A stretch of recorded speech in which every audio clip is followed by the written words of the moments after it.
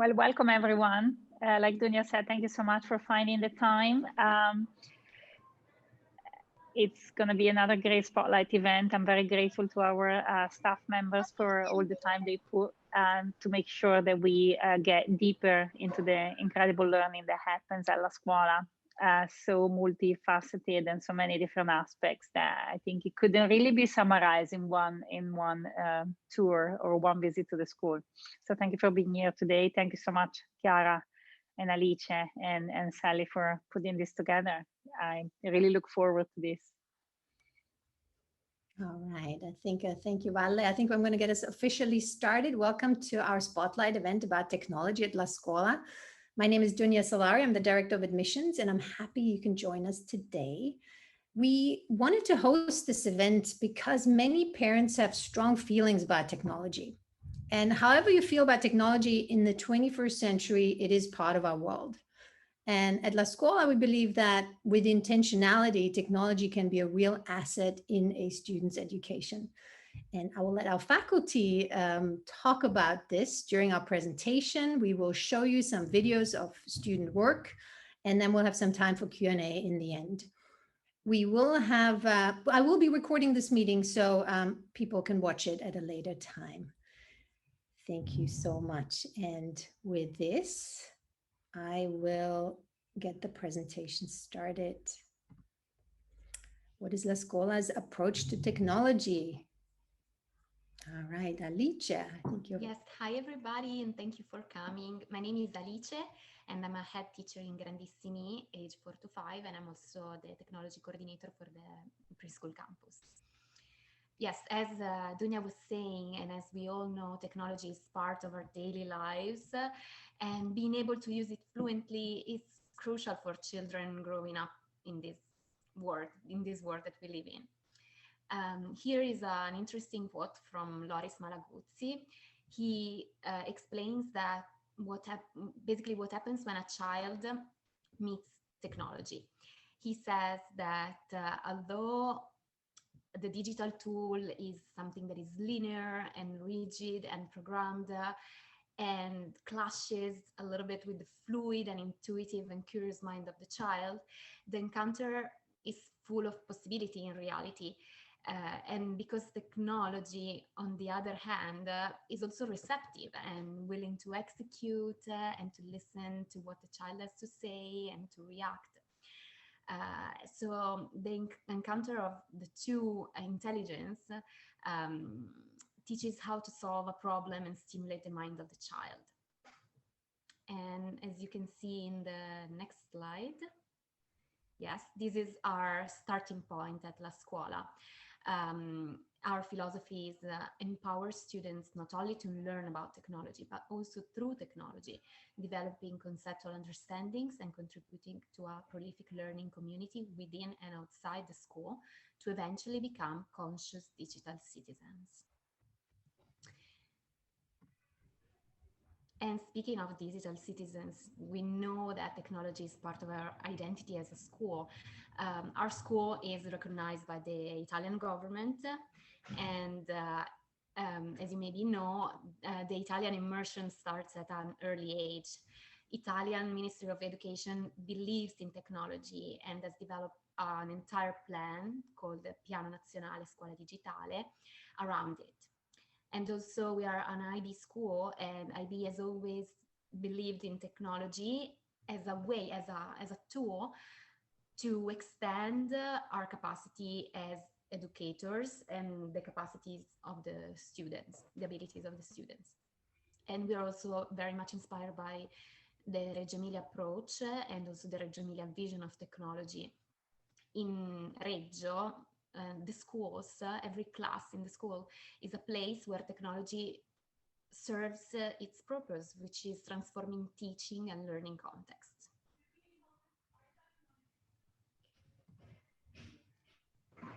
And here we are. So, ciao a tutti, welcome. I am Chiara. My name is Chiara, and I am La Scuola K8 Technology Coordinator. And one very important part of La Scuola, as you know, Alice, Valentina, and Dunya were saying, is we cannot work, we cannot think of a school without technology. And so we decided to create a technology committee that is formed with four of us, so Alice, me, Sally, that is our director of teaching and learning, and she's also a very tech passionate, and she's always inspiring us. And then Rafi, he's our IT department collaborator.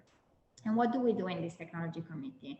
We have four main goals that we are kind of like using every year, and it's research new tools, new platform, new digital website that are gonna support our teaching and our students' learning process. We develop a curriculum. Every year we review our curriculum technology, and we try to make sure that it's always updated, that everything is in there, that is part of our La Scuola philosophy. We support our teachers and our students in their learning process, meaning that every week our students get at least one technology class starting in kindergarten.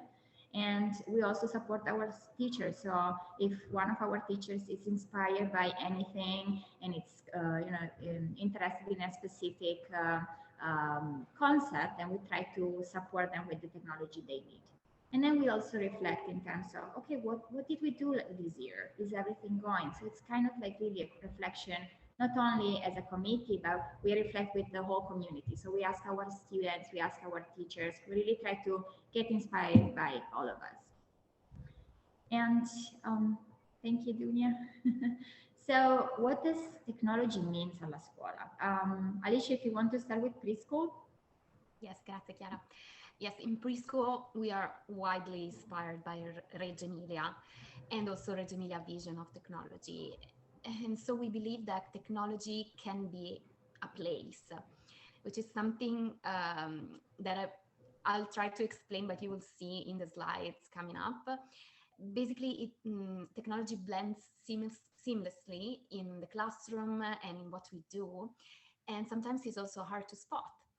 And our goal is that a device is not something in general that is taken in to, that the child takes in a passive way, but we want them to be creative and thinker with technology and understand how technology works in a more meaningful way compared to like watching a TV or something like that. It's not at all. It's acting with technology, doing something with technology. And by moving into K5, we really know that at that point, since they're starting in preschool, at that point, we really believe in technology as one of the 100 languages. So Loris Malaguzzi, the founder of the Reggio Emilia approach, used to say that the children have 100 languages to express themselves. And we as a school, we really believe in that. And we really try to amplify these languages around our students. And so we know that technology can be one of the languages that they can use, and that part of it, of our curriculum. And also technology can be part of an inquiry. So by starting in kindergarten, we really start to focus our attention also on the concept of digital citizenship, because we also know that the students, our children are much better than us with technology. And so we want to make sure that they are using technology actively, but also safely. And the same works also for 6th through 8th grade, so middle school, in which the language starts to, we continue to work through what we do in K5, but it also starts to be a moment for them to be able to use and modify the technology and the devices that they have around them, so that the machine becomes part of what you want to do. So we start to learn coding language such as Python or JavaScript, and we have technology also as design. So we start to link technology with the design thinking. Yeah. Preschool. Yes, it's me. Yes. So in preschool, since the child, as Chiara was saying, has 100 ways to express themselves, we also believe that these languages can be connected through the use of technology. And most of the images that you can see over here are from my last unit of inquiry in my classroom. We were inquiring around outer space, and you can see a child looking at stars in a VR experience with a Google Cardboard. And then you can see other children playing with planets and moving a little mouse to let him go to different planets and coding with him. And then the projection and so all these new way technology can be an aid to children's learning journey. So the focus was outer space, and we declined it in all these different ways in which they explore technology, but also and especially outer space. At the bottom right corner, you can also see how technology can connect us. In this case, we connected with grandparents through Zoom, but also this morning we connected with other classes to celebrate the Lunar New Year. And then other than unplugged activities, these are some of the robots that we have available in our preschool, which we have Ozobot, Osmo, Dot and Dash, and Bebot, the Code and Go mouse. So it really is a way, technology to expand the learning journey. That's it. Okay. Thank you. And I will show a little video. Actually, I'm going to stream it from my desktop, which will hopefully be more fluid. Yes, in the meantime, I can explain that this video is in a Grandi classroom, and there is a great example of the use of technology we're doing at the preschool. In this classroom, they were discovering the self, and the teachers created a digital environment with a webcam projected onto the wall. And in a game of mirrors and reflection, every child is free to explore and you see them interacting in different ways.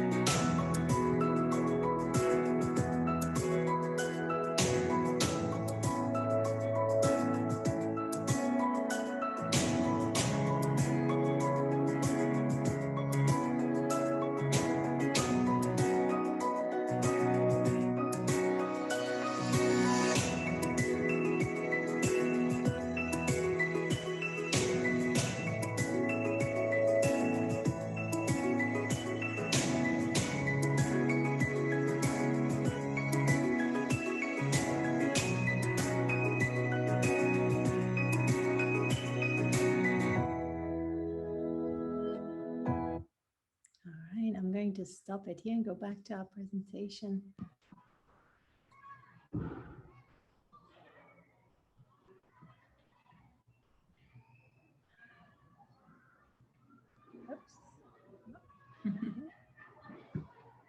Great.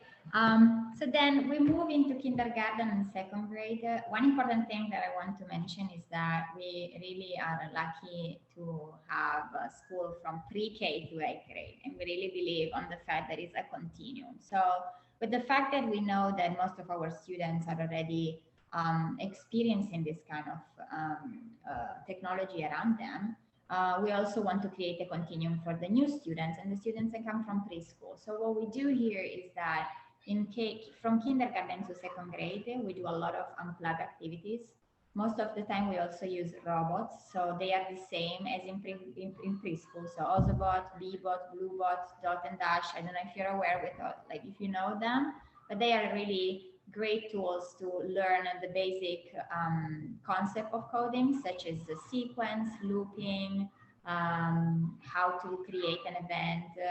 So it's really like the way to introduce the idea of coding to the students, but it's also a way for them to express themselves. I mean, the video that we just watched right now, you can see how a student was kind of like exploring herself using a mirror and using a camera, and there were multiple, multiple person at the same time. So it's really kind of like how important is that for us also in kindergarten through second grade.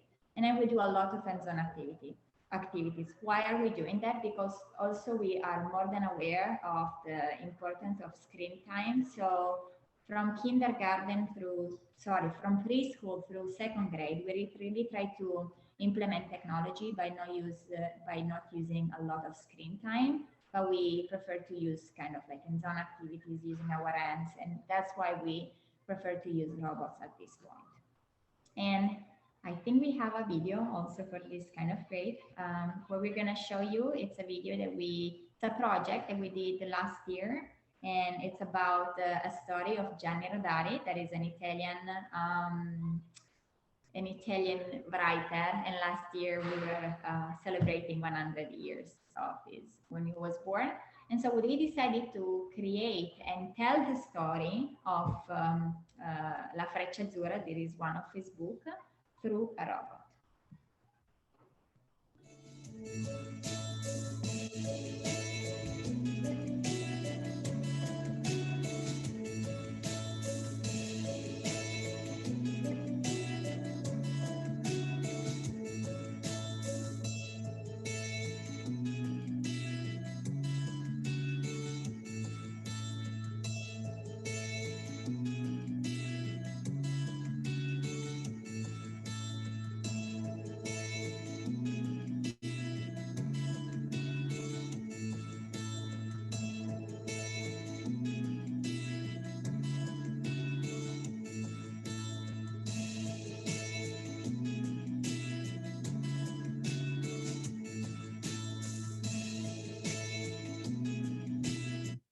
Okay, I think that snippet.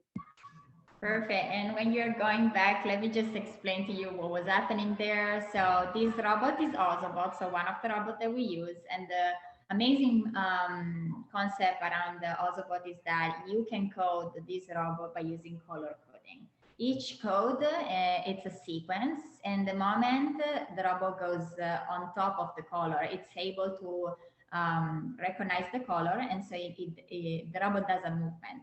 And each students created a scene, like a part of the story, and then they were learning about the concept of sequence and looping by creating their own color code. So, and then at the end, we just created the whole big path for the robot, and it was very fun. So that's pretty much what happened in K2. And then we move into 3.5. So at that moment, we really know we are starting to go deeper in the concept of digital citizenship. And so each student in grade 3 gets a Chromebook. They start to be responsible. We have a responsible use policy. They have to take care of their Chromebook. They really learn how to keep a Chromebook safe, how to update a Chromebook, how to use a Chromebook. And then since it's a Chromebook, we use the Google Suite platform a lot. We see grade 3 and 5 is a transitional moment. So even though we start to use the Chromebook, we still do some hands-on activities, and we continue to use dot and dash. But we also start to use coding, the concept of coding through the computer by using the platform called code.org. It's a free platform in which students can develop some concept, again, such as sequence, looping, events, even more like specific concept, and they can really work on this concept by using their computer. And then we also have this amazing opportunity that is part of the IB program, that is the PYP exhibit, in which the students do their own research. By doing it, and normally they present it through our website. And so this is the moment in which they use the concept, the language of technology, as one of the 100 languages, and they really start to understand the concept of aesthetics, the concept of organization, the concept of talking through the media. Okay, we have another video to share. Yes, this video is about one robot. So what you're gonna see now is Dash on a computer, and the students had to code the robot and then tell a story while the robot was moving.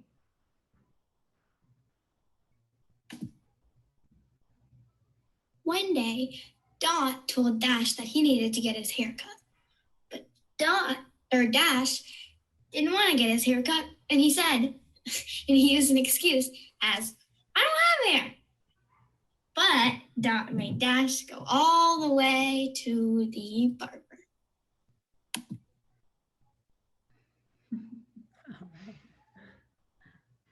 That was a little story, and as you can see there is not only the concept of technology and coding, but also the concept of time. So the story should be told while Dash was moving, and so that was kind of challenging, but you know, this child did great. So yeah, and the story is funny.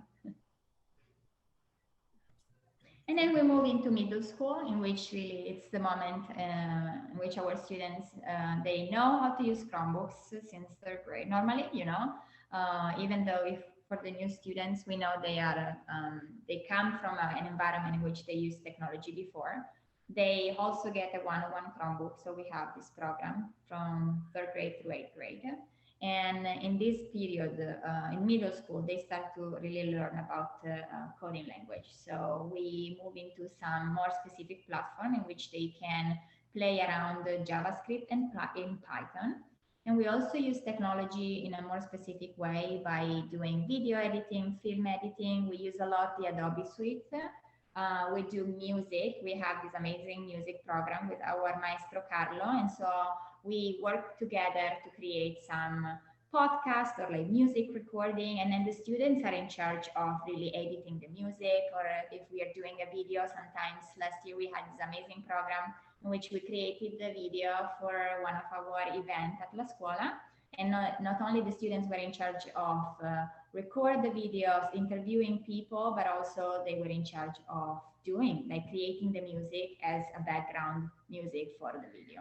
We also have our art teacher, Silvia. She's very passionate with photography, and so it's really part of the Adobe suite, and we start using digital drawings. We start doing photo editing.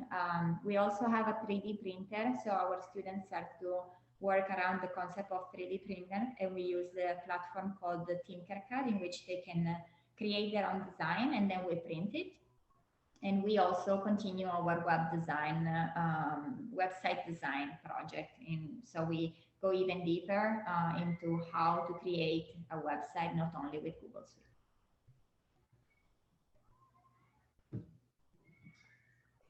And this is a video, yes, of the middle school. And with this video, one of our students, Leo, he created a video in which he was telling a story of Rodari one more time. So as you can see, there is a continuing here. We were first watching a video about first grade doing Rodari, and this is a video made by an 7th graders about another story written by Rodari. And you can see, you're gonna see this is a stop motion video. Oh, grazie, puoi averlo se vuoi. Io non osservo. Oh, grazie.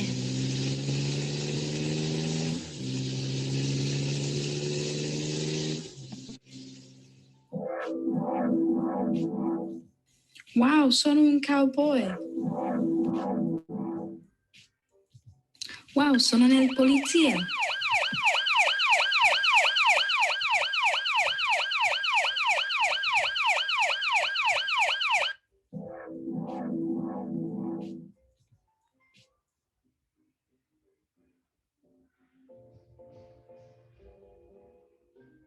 Ti piaceva la bastone, bambino? Sì, molto, grazie.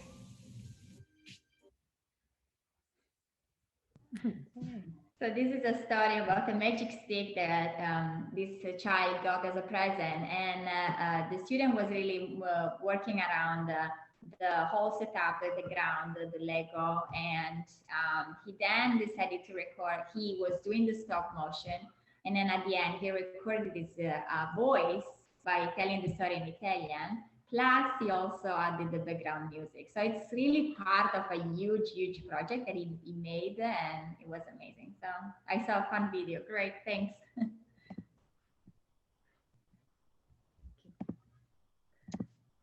Oh, hi, everyone. My name is Sally Meehan Peterson, and it's just wonderful to work with Alice, Chiara, and of course with the support of Valentina as we continue to develop our technology program over these years. And I think about, I was thinking back to 2013, I taught in the first grade for La Scuola as we were becoming accredited. And that happens to be the same year that code.org was launched. And so we have Hadi and Ali Hartovi, who launched this organization with the idea to make programming more accessible in schools.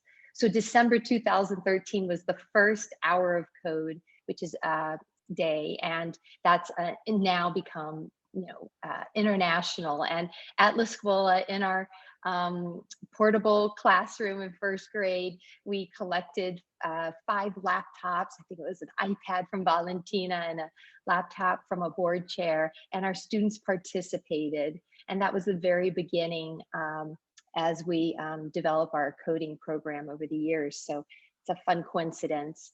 I just want to take a moment to share and just reiterate all that was shared about the intentionality. You know, we think about what do we intend to accomplish, the flexible thinking that happens with students as they navigate the technology. If they run into a hurdle, what can be another opportunity? And we see ourselves as a school during this past year thinking flexibly, and the children with us. Also the experimentation that happens, and of course the creativity. And finally, speaking to the spatial reasoning, this idea to mentally picture and manipulate objects. So a student might be holding an iPad and coding. They're also thinking of that story, as we saw, starting with the child's body in that first video with Alice. Also, this program ties really closely with our International Baccalaureate IB learner profile and our approaches to learning. The research, the thinking, that social collaboration. And that's one aspect that we've kept as a thread throughout, is this social collaboration around technology. Isn't about isolation, about collaboration and really working with each other's ideas. And with that, I really, you know, as I think about this, I come back to our mission statement at La Scuola, which is to inspire brave learners to shape the future.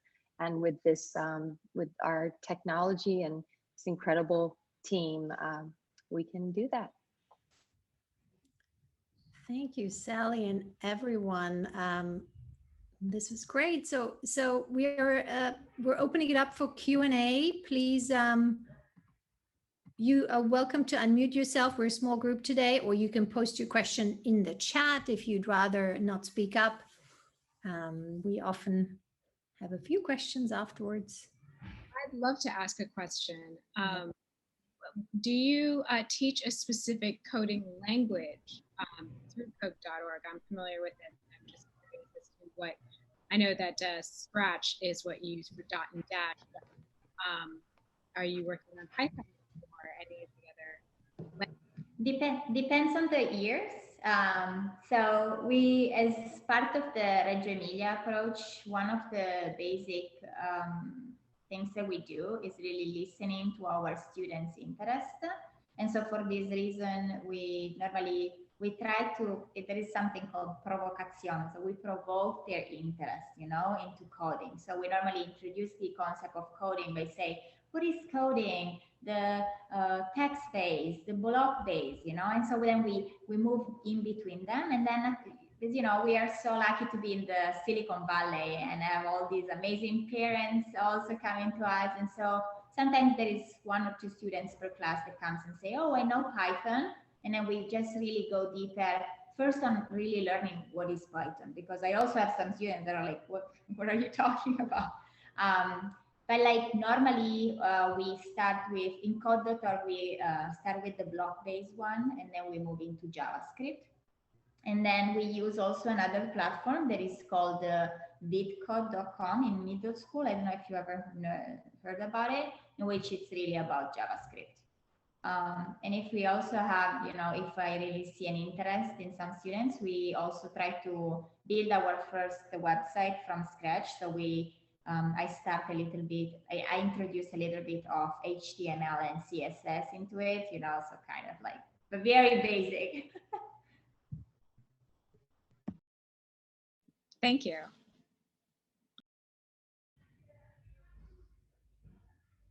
Great. Any other questions? Please. So I have a question. It's regarding like preschool screen time. I'm always struggling with like allowing my son to explore certain apps with educational intent that's on the screen, but also with this teaching philosophy of not letting them be, exposed to screen time too much. Like, what do you think, or how do you teach the right balance to kids in preschool, and how do they understand like to use this for education and not just to like playing games? Or I just want to understand how that works. Yes, of course. So yeah, I understand the struggle. Definitely our focus is on the inquiry always. So we're always researching. So that's our primary goal, and that's what they are interested in, because the research that we do in preschool come from them. So they wanted, for example, to talk about outer space, and they led them into an inquiry into outer space. So that's always the focus. And technology is just an aid, a tool that help us go where we want to go. So for example, we have these little mouse to code that goes just like Bebot. It goes straight or on the left, on the right, etc. So instead of presenting the mouse just like, hey, here is a fun mouse, have fun with it, we think about how can we incorporate into the journey that we are doing all together about space. So that's when the mouse travels between different planets. And so we put on the board different planets, the images of different planets, and this is the purpose, just discovering the planets and learning about the planet's name in Italian, and etc. Or for example, if we do some projection, for example, during Assemblea, maybe we project something on the wall. It could be, we followed along the astronauts that went to space recently with the SpaceX expedition.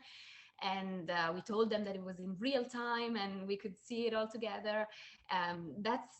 That's a screen time, but we also try to collect their emotion, their thoughts. We act it out after. So it's just the purpose is researching, is not watching a video. I hope I was pretty much clear. I don't know, Chiara, if you have anything to add. I just wanted to add on the screen time. As the mother of now two teenagers, all teenagers, this is a constant struggle that you will face in the next several years. Well, two things. Loris Malaguzzi was. Thank you, Alice, for sharing that quote. Was actually an early adopter of computers. He introduced computers in schools before the high schools did in Italy, way back when. So his idea was always that you need to be connected to the reality around you. And one thing I think we all have to be keenly aware of as parents is that our children maybe hear 20% of what we say and see 90% of what we do.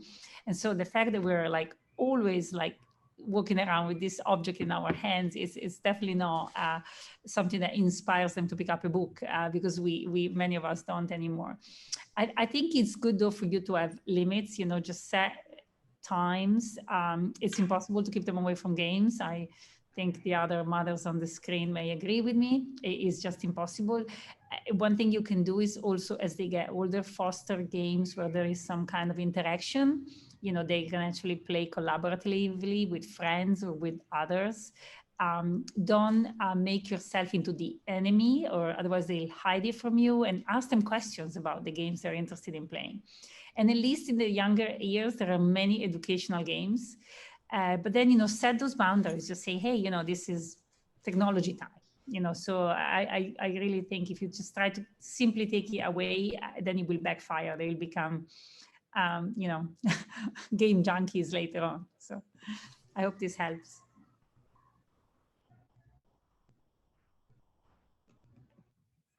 Thank you. Great questions. Anyone else? Any burning questions? No, good.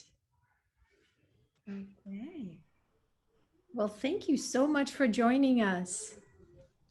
I feel I'm getting to know all of you through the spotlight. It's been really fun seeing everybody on a regular basis and listening to your questions and concerns. It's great for us too. So thank you for joining us.